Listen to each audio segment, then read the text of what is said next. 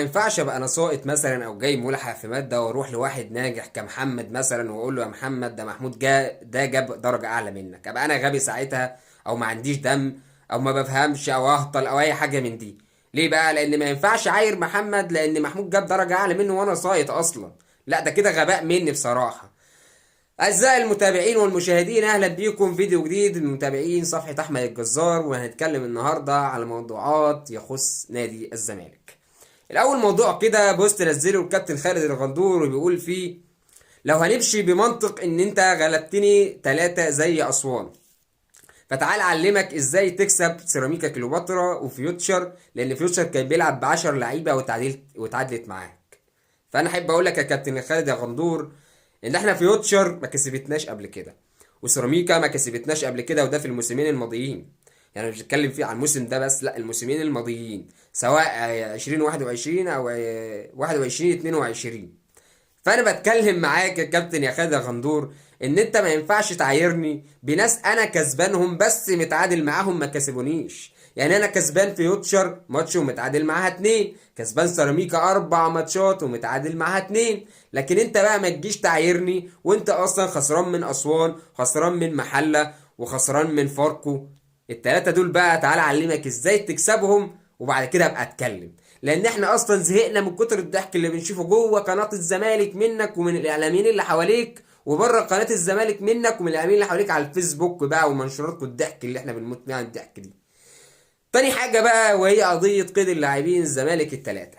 اتحاد الكره النهارده اعلن ان تم قيد 3 لاعبين للزمالك وهم بالحاج وشبانه وناصر منسي. خلاص تم قيدهم، خلاص يا جماعه الموضوع خلص، والجماعه خلاص دولت بقوا بيلعبوا، وانا مبسوط جدا ان هم هيلعبوا. اقسم بالله قبل اي حاجه انا مبسوط ان هم هيلعبوا وهيشاركوا، لان الناس ديت كانت صعبانه عليا اولا لانهم مالهمش ذنب في اللي بيحصل، لان اللي بيحصل ده كان نتيجه حد اخطا وكان لازم يتحمل نتيجه غلطه، ما كانش هم المفروض يتحملوا. بس يلا جت فيهم، بس الحمد لله ربنا كرم واللعيبه اتأيدت وهيلعبوا، وربنا ان شاء الله بالتوفيق ليهم وبالتوفيق برضو للزمالك في افريقيا في الماتش الجاي مع الترجي.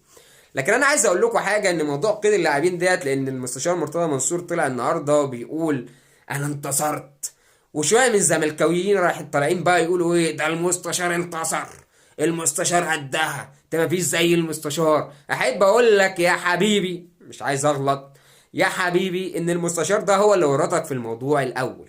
لولا المستشار وحكايات المستشار مع اتحاد الكرة اصلا ما كانش قيد اللاعبين ده اتقفل او اترفض، لان المستشار طلع لاتحاد الكرة ده واحد واحد وغلط فيهم وسبهم بالاب والام. علشان كده كان الموضوع خلاصة حق ملوش دعوة خالص بمبدأ نادي الزمالك، الموضوع كان ليه دعوة بمبدأ المستشار مرتضى منصور نفسه. ماشي. الموضوع بقى اللي احنا عايزين نتكلم فيه وهو ان الناس دي خلاص اتأيدت محلي. طيب الناس دي هتتأيد افريقي ازاي؟ لان على كلام الزمالك ورئيس الزمالك ان ال3 دول هيسافروا معاهم ان شاء الله لمقابلة الترجي في رادس في تونس. فانا عايز الناس بتسأل الناس دي هتلعب ازاي، والاتحاد الافريقي ملهوش دعوة خالص بالاتحاد المصري، والمفروض يكون في قيد افريقي ملهوش دعوة خالص بالقيد المحلي المصري. فانا عايز اقول لك ان الموضوع اصلا كان مترتب له من بدري، وانا احيي بصراحه الزمالك على الموضوع ده، احييهم بجد. يعني المترتب ازاي؟ مترتب لان رئيس الزمالك كان متواصل مع الاستاذ هنا بوريده، والاستاذ هنا بوريده كان متواصل مع الاتحاد الافريقي وقال لهم موقف اللعيبه والاتحاد اتحاد الكره المصري من قيد اللعيبه. فاتحاد الكره الافريقي كان بيتواصل مع الاستاذ هنا بوريده ووصل له ان هو ايه، ان شاء الله لما تحلوا الموضوع ده مع الاتحاد المصري انا هيد اللعيبه ديت افريقي. الموضوع كان ودي، ما كانش فيه اي حاجه رسميه يعني. جه النهارده بعد ما الاتحاد المصري ايد اللعيبه بعت لهم برضو جواب للاتحاد الافريقي وعرفهم موقف اللعيبه وليه القيد اتاخر والموضوع ده كله ده. وليه القيد اتاخر ده؟ بسبب المديونيه اللي على الزمالك، اللي هي 65 مليون جنيه. 65 مليون جنيه على الزمالك لاتحاد الكره المصري، وده المفروض ان هو الزمالك يدفعهم لاتحاد الكره قبل ما يأيد اي لعيبه. اتحاد الكره طبعا رفض وحصلت حوارات وجينا ورحنا وتظلمات وفي فرد وقال لهم ماليش دعوه حلوها ودي. بس الموضوع خلص النهارده وخلاص اتحل الموضوع واللعيبه طلع لها الكرنيهات. تمام قوي يا عم الحاج، تمام. اتحاد الكرة الافريقي بعد ساعات هيعلن فعلا ان اللعيبة اتأيدت افريقيا، واللعيبة هتلعب ان شاء الله في ماتش الترجي. ده على كلام مثلا لو ان فيريرا اقتنع بان اللعيبة دي تلعب معاه في الماتش. انا لحد دلوقتي ما اعرفش هو اصلا هيضمهم ولا مش هيضمهم. يعني احنا ممكن اللعيبة الاتحاد الافريقي يعلن انه خلاص اللعيبة اتأيدت افريقي، بس فيريرا يقول لك لا انا مش عايز اللعيبة دي. عادي ممكن تحصل اقسم بالله، يعني مش مستبعدها. ان شاء الله ربنا معاكم الزمالك، ان شاء الله ربنا معاكم في الماتش الجاي مع الترجي. خصوصا ان بعض الزملكاويه الحلوين انا بقصد بالحلوين اللي هم الطاعمين دولت، اللي هم ايه عندهم شويه حلاوه كده زياده، بيطلعوا خايفين ويقولوا ان احنا خايفين نروح نقابل الترجي عشان هنشيل منهم كتير. احب اقول لك ان انا كاهلاوي انا بدعمك، انا بدعمك اقسم بالله، ودعمتك قبل كده وبدعمك دلوقتي، وبقول لك روح والعب برجوله وما تقلقش. ده ماتش كوره في الاول في الاخر. كسبت كان بقى وحمد ورضا وزي الفل.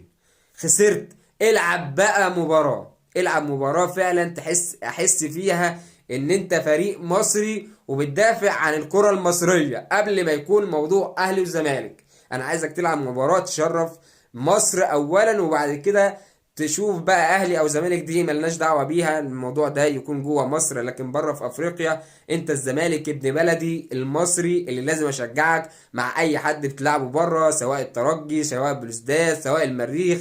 فانا بشجعك وكل الدعم ان شاء الله للزمالك ولاعيبه الزمالك في المباراه القادمه. سلام عليكم ورحمه الله وبركاته.